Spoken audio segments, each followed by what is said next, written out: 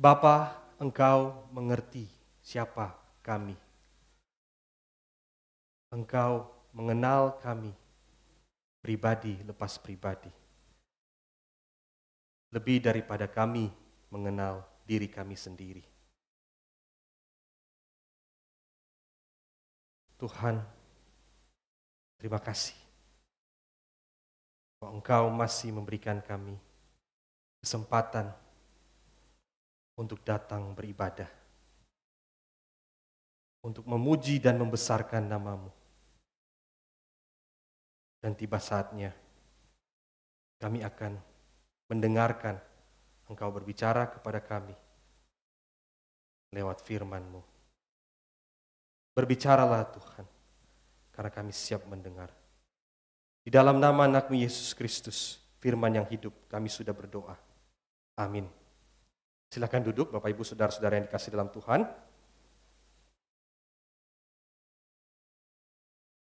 Shalom, selamat pagi. Izinkan saya membuka masker.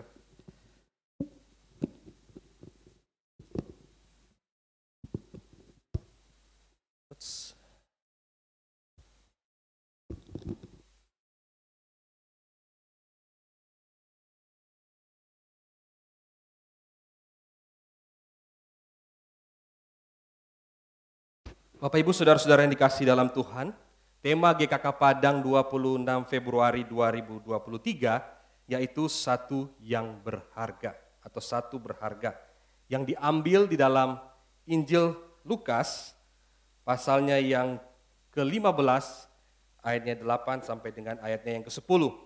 Sekali lagi tema GKK Padang Minggu 26 Februari 2023 diambil di dalam Injil Lukas pasalnya yang ke-15, ayatnya yang 8 sampai dengan ayatnya yang ke-10. Saya akan membacakan bagi kita semua ayat 8 dan Bapak Ibu semuanya membaca ayat 9. Ayat ke-10 kita akan baca bersama-sama. 3 ayat saja Bapak Ibu Saudara-saudari yang dikasihi dalam Tuhan. Sekali lagi Injil Lukas pasalnya yang ke-15, ayatnya 8 sampai dengan ayatnya 10. Demikianlah firman Tuhan. Atau perempuan manakah yang mempunyai 10 dirham dan jika ia kehilangan satu di antaranya, tidak menyalakan pelita dan menyapu rumah serta mencarinya dengan cermat sampai ia menemukannya.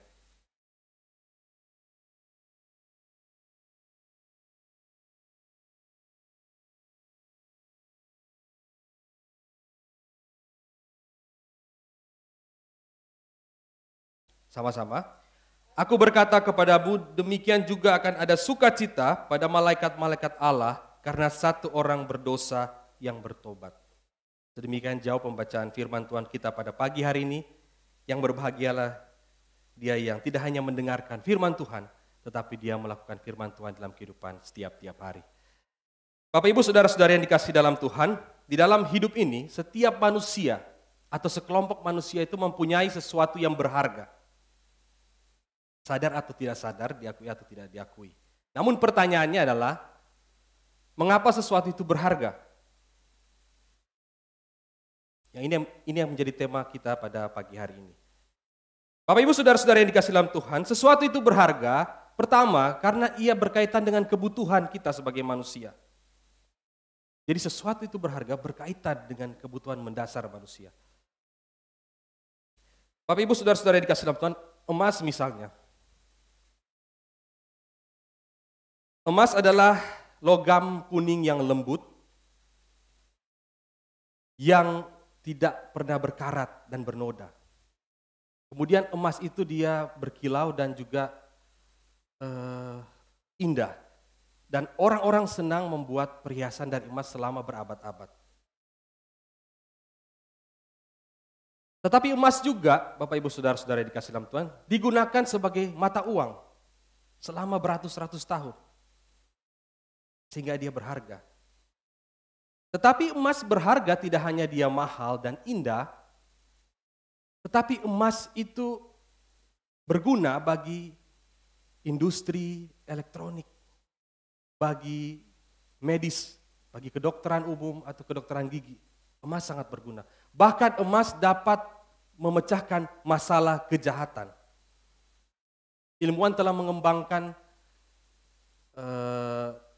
pendeteksi sidik jari dengan menggunakan emas di atas permukaan plastik atau kulit. Jadi emas itu berharga karena dia berguna. Yang kedua, kenapa sesuatu itu berharga? Karena sesuatu itu diperlukan usaha yang keras. Diperlukan berbagai cara untuk mendapatkannya. Sehingga disebut berharga. Seorang atlet badminton profesional akan melihat ajang olimpiade sesuatu yang berharga. Oleh sebab itu dia akan membutuhkan waktu yang ekstra untuk latihan dan membutuhkan pelatih yang mumpuni untuk dapat meraih olimpiade.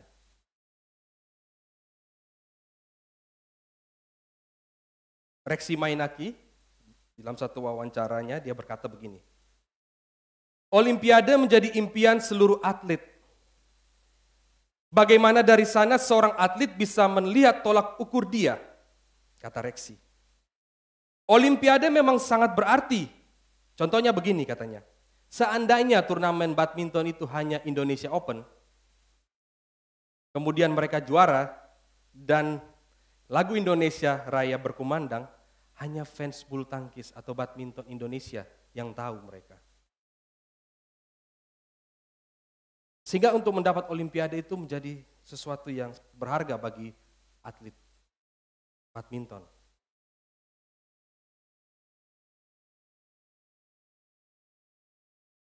Namun sesuatu yang dianggap berharga itu Bapak Ibu ternyata dapat berubah. Hari ini bisa berharga, besok gak berharga lagi. Hari ini bisa sangat mahal, besok harganya bisa anjlok dan jatuh. Tanah misalnya Bapak Ibu Saudara-saudara yang dikasih dalam Tuhan, tanah bisa sangat berharga apabila dalam kondisi tenang dan damai. Tanah dapat berharga karena dia berguna, dapat memenuhi kepentingan ekonomi manusia atau sekelompok manusia. Tanah juga berharga karena ia memiliki kandungan yang cocok untuk bercocok tanam dan di dalamnya itu ada mineral tambang. Sehingga dia sangat berharga.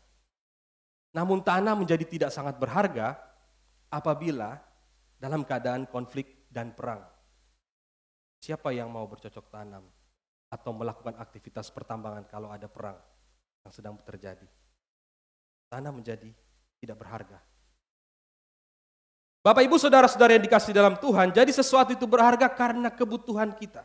Karena berkaitan dengan kebutuhan kita sebagai manusia. Semakin dibutuhkan, maka semakin diperlukan usaha yang ekstra. Usaha yang sungguh-sungguh untuk mendapatkannya. Tetapi ternyata setelah didapatkan, sesuatu yang kita anggap berharga itu ternyata dapat berubah menjadi tidak berharga. Lalu kemudian diabaikan dan dibuang. Karena sudah menjadi sampah.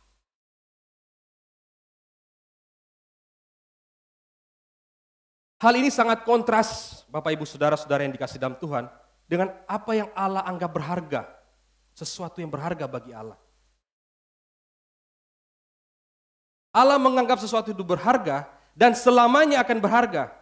Dulu, sekarang, dan selama-lamanya tidak pernah tidak berharga. Selalu berharga. Allah tidak membuang dan mengabaikan sesuatu yang berharga itu. Yakni kita, manusia. Bapak, Ibu, dan saya, itu adalah berharga. Dulu, sekarang, dan sampai selama-lamanya.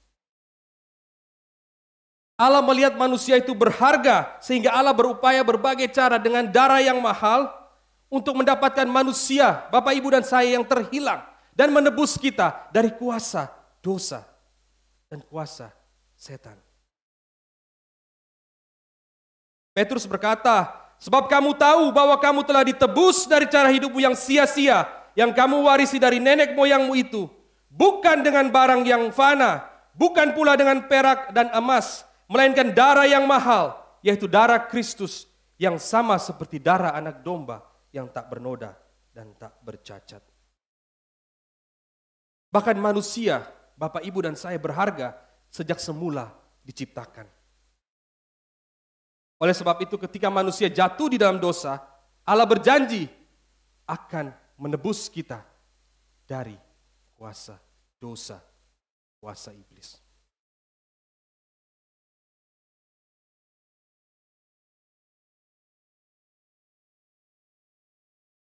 Bapak Ibu saudara-saudara yang dikasihi dalam Tuhan, Kejadian 3 ayat 15 sebuah nubuatan. Ketika manusia sudah jatuh di dalam dosa, maka Allah bernubuat bahwa keturunan dari perempuan itu akan menginjak kepala ular. Ini sebuah nubuatan bahwa Tuhan akan membebaskan, menebus manusia yang berharga itu dari kuasa dosa dan kuasa setan. Bapak Ibu saudara-saudara yang dikasihi dalam Tuhan, tokoh reformator dari Swiss, John Calvin, menafsirkan Kejadian 3 ayat 15 dengan demikian. Dia berkata bahwa Allah telah merencanakan kemenangan Kristus ini dari Eden, sejak di Taman Eden. Karena kita harus memperoleh kemenangan melalui Kristus, Allah menyatakan kepada Adam dan Hawa di dalam Kejadian 3 ayat 15 secara umum bahwa keturunan perempuan akan menang atas iblis. Siapa keturunan perempuan itu? Dialah Yesus Kristus, Tuhan kita. Bapak Ibu saudara-saudara yang dikasihi dalam Tuhan, betapa berharganya manusia di hadapan Allah. Dan Yesus menggambarkan bagaimana manusia itu berharga dengan perumpamaan. Paling tidak ada 3 perumpamaan di dalam Injil Lukas, pasalnya yang ke-15. Perumpamaan yang pertama adalah domba yang hilang. Yang kedua, perikop yang kita barusan baca, dirham yang hilang. Dan yang ketiga, perumpamaan tentang anak yang hilang. Bapak Ibu saudara-saudara yang dikasihi dalam Tuhan, Tuhan Yesus memilih menceritakan bagaimana manusia itu berharga dengan perumpamaan. Karena perumpamaan adalah cara yang mudah untuk menjelaskan kepada 2 kelompok massa atau 2 kelompok jenis orang yang hadir pada saat itu.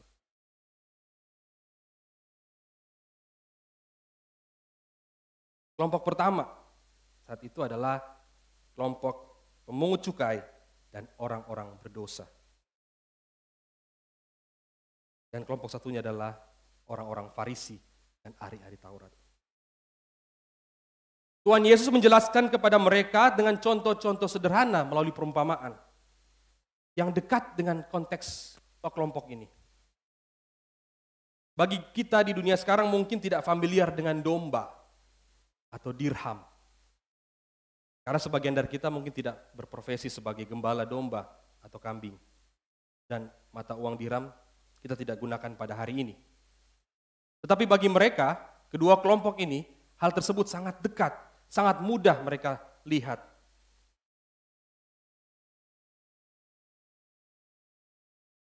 Dan ketika Tuhan Yesus menyampaikan perumpamaan ini kepada 2 kelompok orang, 2 kelompok jenis orang ini, Tuhan Yesus tidak menyampaikan dari mimbar seperti yang saya lakukan hari ini. Tuhan Yesus menyampaikannya di meja makan, sambil makan-makan. Mari kita lihat perumpamaan yang pertama. Perumpamaan tentang domba yang hilang. Menurut perumpamaan ini, sang gembala rela meninggalkan 99 domba yang setia atau yang tidak pernah hilang di padang gurun. Dan dia mencari 1 domba yang hilang. Orang-orang Farisi dan ahli-ahli Taurat yang saat itu tidak senang Yesus sedang makan dengan orang-orang berdosa dan pemungut cukai, sangat mengerti maksud dari perumpamaan Yesus ini. Mereka tahu mereka lah 99 ekor domba itu. Mereka lah 99 ekor domba yang tidak pernah hilang. Tetapi justru karena alasan itu mereka ditinggalkan di padang gurun. Dan sang gembala yang penuh kasih itu mengejar atau mencari 1 domba yang hilang. Untuk mempertajam poin dari perumpamaan Tuhan Yesus ini, Tuhan Yesus menutup perumpamaan ini dengan berkata demikian. Akan ada sukacita di sorga karena 1 orang berdosa yang bertobat lebih daripada sukacita karena 99 orang benar yang tidak memerlukan pertobatan. Dengan kata lain, Tuhan Yesus mau mengatakan bahwa ada lebih banyak sukacita di sorga bagi salah satu pendosa yang sedang makan dengan Tuhan Yesus ini bertobat daripada 99 atau daripada kalian orang-orang Farisi atau ahli Taurat yang merasa tidak pernah tersesat, yang merasa tidak pernah hilang.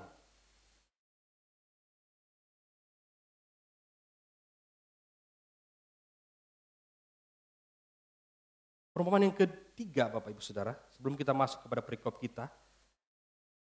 Perumpamaan yang ketiga adalah perumpamaan tentang anak yang hilang.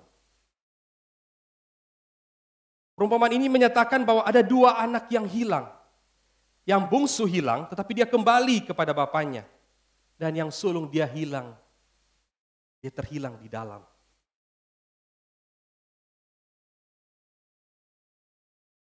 Anak bungsu saat itu adalah anak yang kurang ajar. Karena ia meminta harta warisan sebelum waktunya. Artinya dia ingin bapaknya cepat-cepat meninggal.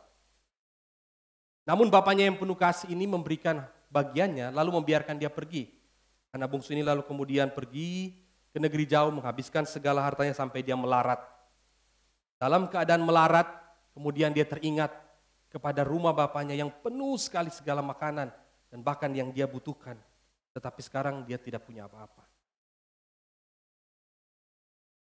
Oleh sebab itu dia bertekad dengan rasa malu untuk kembali ke rumah bapaknya. Bukan sebagai anak, tetapi sebagai orang upahan.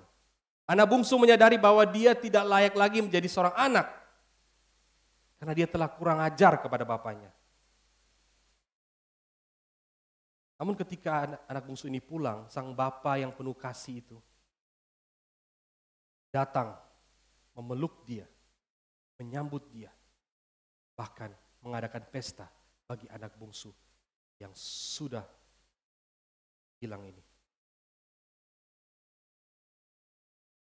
Bapaknya menerima kembali dia sebagai seorang anak. Tidak membuang dia atau mengabaikan dia. Karena anak bungsu ini juga adalah anak yang berharga bagi sang bapa. Lalu cerita tidak berhenti sampai di sana. Anak sulung kemudian mendengar bahwa adik bungsunya pulang, lalu ia tidak menerima dan menolak kehadiran dari adiknya. Ia tidak mau masuk ke dalam merayakan bersama-sama kepulangan adiknya, tetapi ia menunggu di luar. Kemudian sang bapa yang penuh kasih juga keluar, menjumpai dia untuk mengajak dia bersama-sama masuk merayakan adiknya yang telah hilang, sudah kembali. Tetapi apa kata si sulung kepada bapaknya? Setelah bertahun-tahun aku melayani Bapa dan belum pernah aku melanggar perintah Bapa. Tetapi kepada aku belum pernah Bapa memberikan seekor anak kambing untuk bersuka cita dengan sahabat-sahabatku. Tetapi baru saja datang anak bapa yang telah memboroskan harta kekayaan bapa bersama-sama dengan pelacur-pelacur. Maka bapa menyembelih anak lembu tambun itu untuk dia. Kemudian kata bapa kepada anak sulung ini, "Anakku, engkau selalu bersama-sama dengan aku. Dan segala kepunyaanku adalah kepunyaanmu."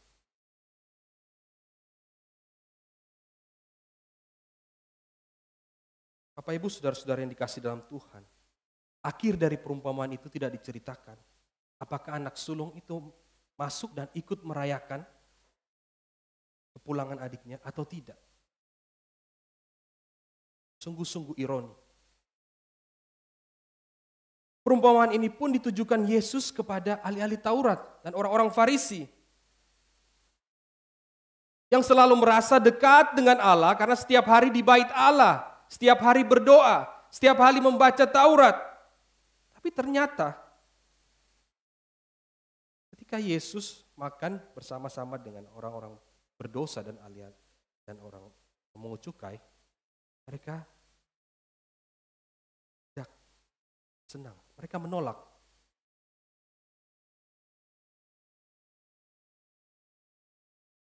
Mereka tidak bersuka cita ketika ada orang yang berdosa itu makan bersama-sama dengan Tuhan Yesus.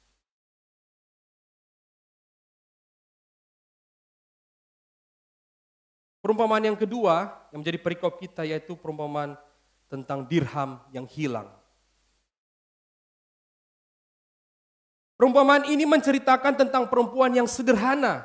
Ia tidak kaya, tidak memiliki harta seperti bapa yang ada dalam perumpamaan ketiga. Dan dia tidak memiliki domba yang banyak seperti gembala dalam perumpamaan pertama. Ketika 1 dirham ia jatuh, maka ia berusaha mencarinya karena 1 dirham itu sangat berharga bagi dia. 1 dirham adalah upah sehari. Sehingga untuk mendapatkan satu dirham, perempuan ini akan bekerja seharian. Dan koin-koin dirham itu adalah tabungan dia yang akan melindungi keluarganya sewaktu-waktu ketika tidak ada pemasukan harian karena tidak bisa bekerja, mungkin karena sakit. Dan koin-koin ini dapat digunakan untuk keluarganya berziarah ke Yerusalem. Sehingga 1 koin mewakili bagian penting dari tabungannya, dari hidupnya. Sehingga ia akan berusaha mencarinya dan akan bersuka cita ketika ia mendapatkannya.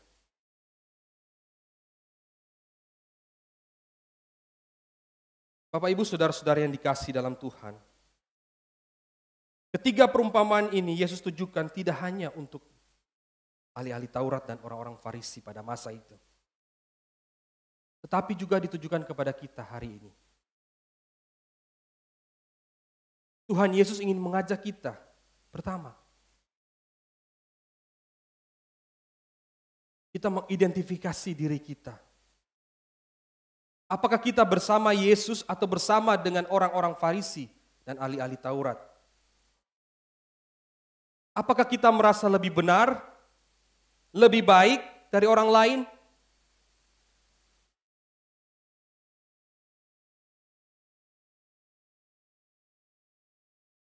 Apakah kita merasa bahwa kita lebih layak dari orang lain? Oleh karena kita setiap hari pelayanan di dalam gereja, oleh karena setiap hari kita berdoa, membaca Alkitab, sehingga kita merasa kita lebih baik daripada orang di luar sana, daripada saudara-saudari kita yang di samping kiri kanan kita.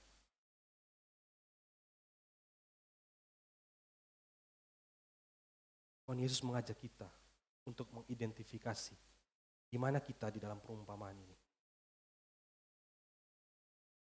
Yang kedua, kita adalah manusia yang berharga. Bapak, Ibu, dan saya sangatlah berharga. Tidak peduli seberapa buruknya kita di mata orang lain. Tidak peduli seberapa rendahnya kita oleh karena pekerjaan kita, oleh karena kekayaan kita, oleh karena pendidikan kita rendah. Tidak peduli. Kita adalah manusia yang berharga di mata Allah.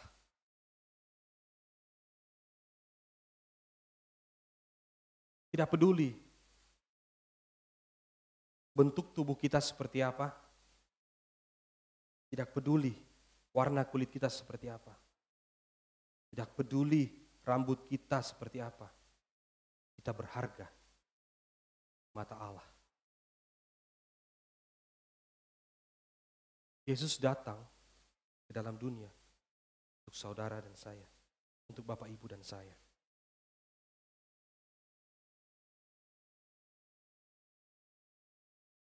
Kita berharga. Oleh sebab itu, saudara-saudari di samping kiri Bapak, Ibu, saudara adalah orang yang berharga. Orang-orang yang tinggal di rumah saudara adalah orang-orang yang berharga. Karyawan Bapak, Ibu, saudara adalah orang-orang yang berharga. Atasan Bapak, Ibu, saudara adalah orang-orang yang berharga di mata Allah.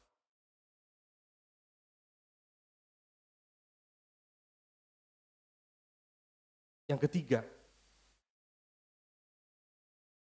Tuhan Yesus melalui perumpamaan ini memanggil kita semua untuk mencari yang terhilang. Bapak, Ibu, dan saya adalah orang-orang terhilang Oleh sebab itu kita bersyukur karena kita telah ditebus oleh kasih karunia dalam Kristus Yesus. Kita yang terhilang telah ditemukan, sehingga kita boleh datang bersama-sama dengan saudara-saudari seiman kita, beribadah di tempat ini, memuji, membesarkan nama Tuhan, dan membaca kebenaran firman Tuhan dan merenungkannya.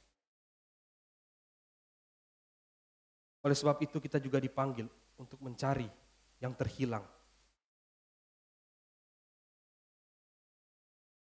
Karena itu panggilan kita. Sebab manusia, engkau dan saya berharga di matanya. Bapak, Ibu, Saudara-saudari yang dikasihi dalam Tuhan, saya akan menutup dengan satu video yang menjelaskan betapa berharganya kita di mata Tuhan. Sehingga Tuhan harus datang ke dalam dunia yang memberikan anaknya yang terkasih buat Bapak, Ibu, dan saya.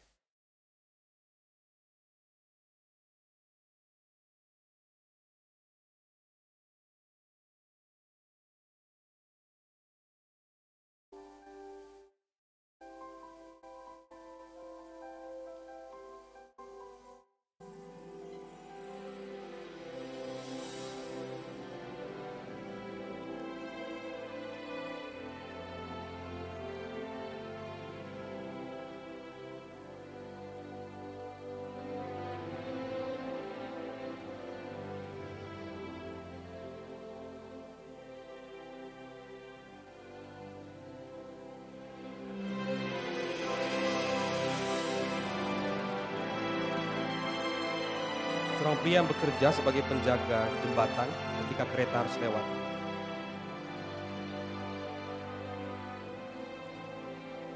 Dan yang memiliki anak yang senang sekali dengan kereta api. Setiap hari dia harus melihat kereta api bersama ayahnya.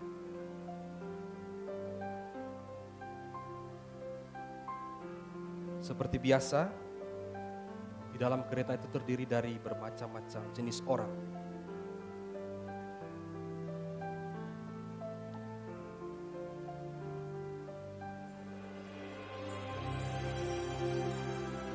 Ada orang yang kesepian di dalam kereta itu. Ada orang yang baru saja mungkin berantem dengan orang tuanya. Di dalam kereta itu ada orang-orang yang marah dengan berbagai hal yang terjadi dalam hidupnya. Ada orang-orang egois di dalam yang hanya mementingkan dirinya sendiri tanpa memedulikan orang lain. Ada orang yang sedang kepahitan, ada orang yang kecanduan di dalam.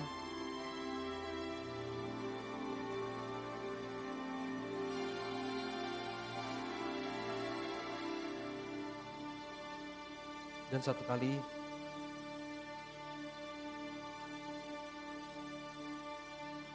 sebuah momen yang sangat tragis, di mana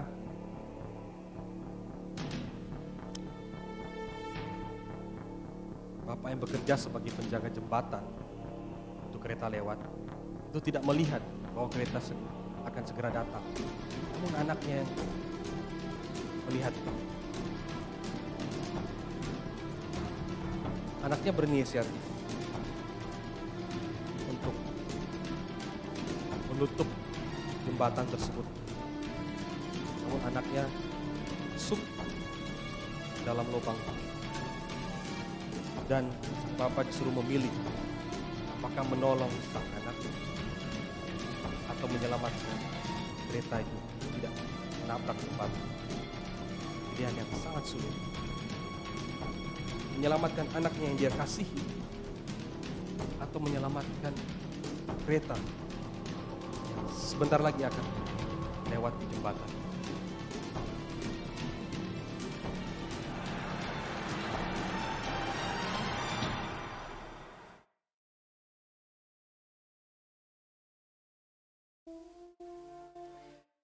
Bapak Ibu, dia memilih untuk menyelamatkan kereta yang berisi orang-orang yang tadi.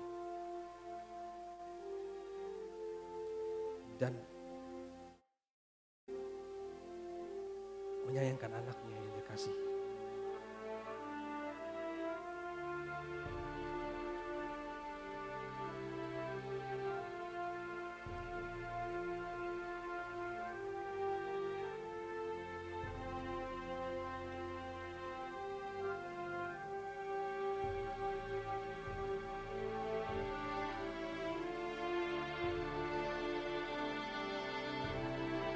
Ia memilih menyelamatkan banyak orang yang di dalam kecanduannya, di dalam keegoisannya, di dalam kemarahannya.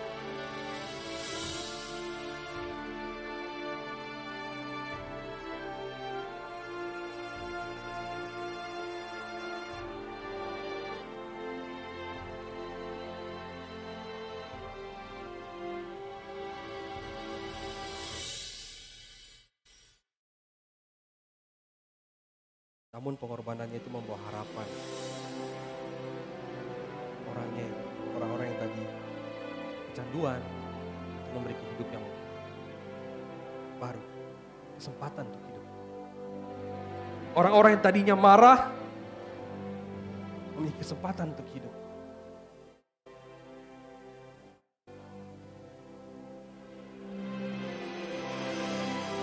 Orang-orang yang egois itu memiliki kesempatan untuk hidup.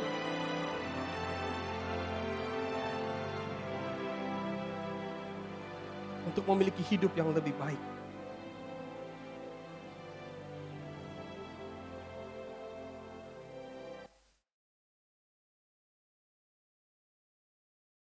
Demikianlah cinta Bapa kepada Bapak, Ibu, dan saya.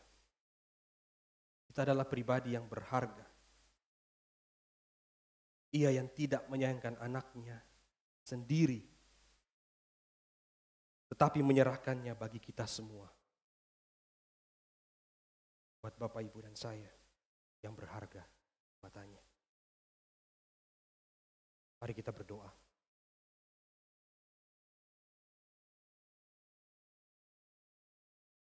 Bapa, terima kasih. Kau memberikan kami kesempatan untuk boleh mengenal Engkau di dalam hidup kami. Betapa berharganya kami di mata-Mu, sehingga Engkau tidak menyayangkan anak-Mu sendiri, berikannya bagi kami. Biarlah kami mulai hari ini melihat diri kami berharga dan melihat saudara-saudara kami di luar sana juga sama berharga. Terima kasih Tuhan. Ini doa kami. Di dalam nama anak-Mu Yesus Kristus kami sudah berdoa. Amin.